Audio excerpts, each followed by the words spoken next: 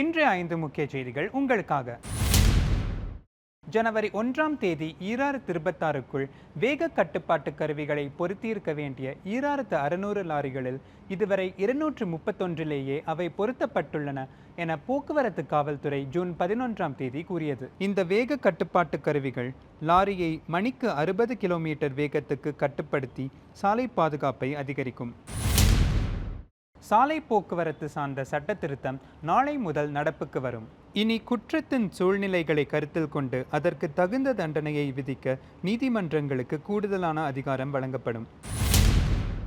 ஜூலை 31 முதல் Jetstar Asia விமான சேவை அதன் செயல்முறைகளை நிறுத்தும் என இன்று அறிவித்தது.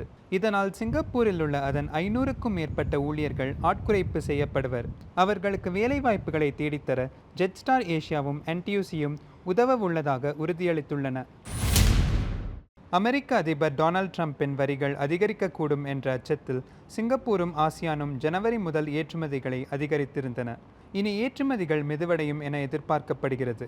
ஜூன் 9 முதல் அமெரிக்காவுக்கும் சீனாவுக்கும் இடையே நடைபெறும் பேச்சுவார்த்தைகளால் நிலைமை மேம்படுமா என உலக நாடுகள் கவனித்து வருகின்றன.